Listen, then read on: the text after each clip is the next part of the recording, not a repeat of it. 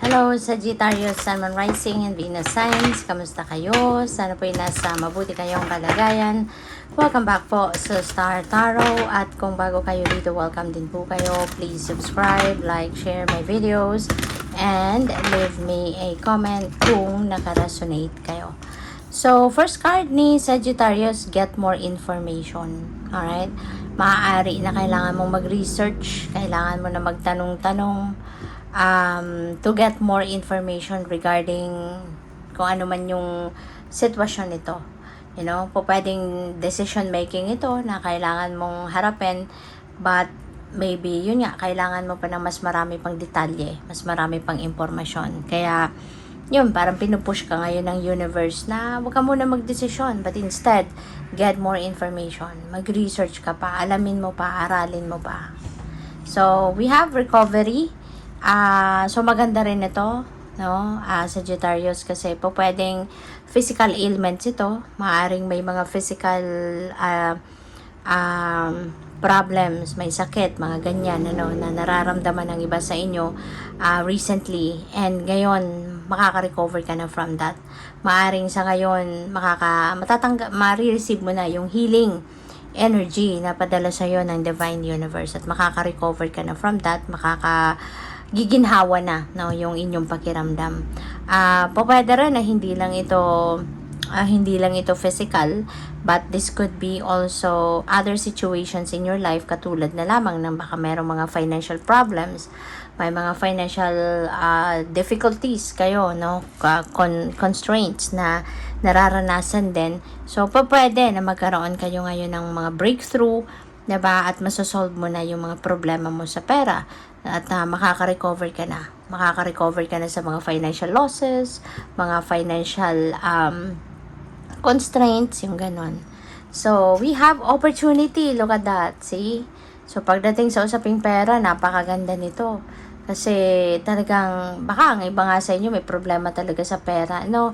Baka nagkukulang sa pera, maaaring merong mga expenses na di ninyo inaasahan, diba? At ngayon, maaaring yun, baka napautang kayo, diba?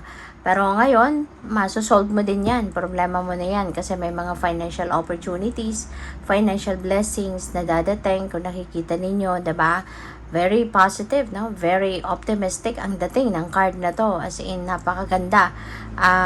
May mga gold coins na bumabagsak, diba? From above, kaya maraming pera.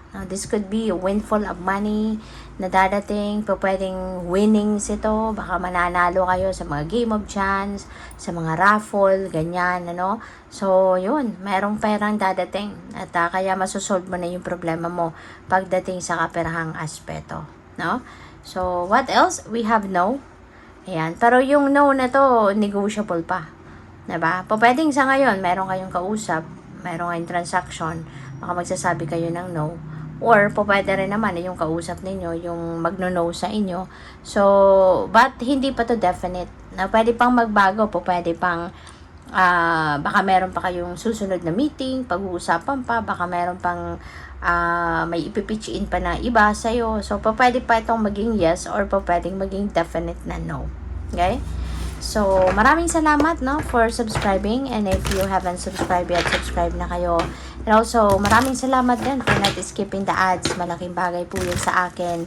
And also, please click the join button sa baba ng video kung gusto po ninyo na mag-join kayo sa membership. Okay? Salamat po.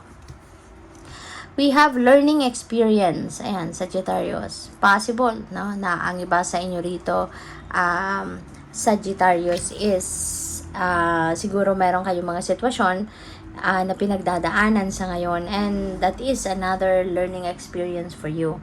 Maaring challenging yan, pero yun nga, lahat ng sitwasyon sa buhay natin may rason kung bakit ito nangyayari.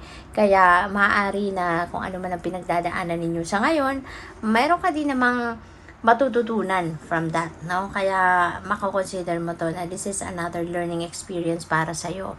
Pwedeng masolve mo na ngayon ang problema, kaya yun, marirealize mo na ang maraming bagay, marami ka nang matututunan uli sa buhay, yung ganon. So, what else? We have yes. See? Yung no na to, pwedeng maging yes. Ayan. So, pwedeng maging yes. Or, possibly din na ito, yung bang yung bang siguro mayroong magandang balita or mayroong kayong magandang opportunity na dadating sa inyo sa ngayon at kaya mapapayes talaga, no?